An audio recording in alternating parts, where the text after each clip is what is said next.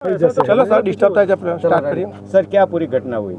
ઘટનામાં આજે સવારે 8 વાગ્યાની આજુબાજુની ઘટના છે, જે આણંદથી વડોદરા જોડતો ગંભીરા બ્રિજ જે છે, આ બ્રિજ વચ્ચેથી તૂટી ગયો અને મોટી સંખ્યામાં એટલે કે 2 ટ્રકો, એક ઇકો, એક ઓટો અને અમુક બાઇક્સ એ ત્યાં નીચે પડી ગઈ હતી. અત્યારે જે છેલ્લી માહિતી છે તેને તરત જ વડોદરાની આખી ડિઝાસ્ટરની ટીમ, વડોદરા જિલ્લાના કલેક્ટરશ્રી, એમની પોલીસની ટીમ, ફાયરની ટીમ, NDRF, SDRF બધા રેસ્ક્યુ કામમાં સવારથી લાગેલા છે. અત્યાર સુધીમાં 5 લોકોને હોસ્પિટલમાં ખસેડવામાં આવ્યા છે. આ ઉપરાંત 7ની આજુબાજુ 7 જેટલા મૃતદેહોને પણ વડોદરા પ્રશાસન તરફથી અને NDRFની તરફથી કાઢવામાં આવ્યા છે.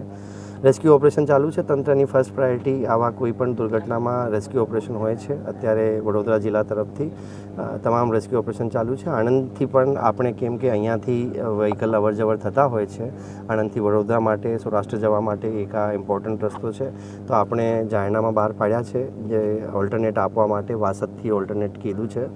આ પ્રમાણે વડોદરા જિલ્લામાંથી પણ કલેક્ટર સાહેબ સાથે સંપર્ક કરીને એ પણ ભારે વ્હીકલો આ બ્રિજ ઉપર તો ઓબ્વિયસલી અત્યારે આ બંધ જ રહેવાનું છે અને સાથે સાથે ઉમેટા બ્રિજ ઉપર પણ પ્રતિબંધ મૂકવામાં અત્યારે આવ્યું છે.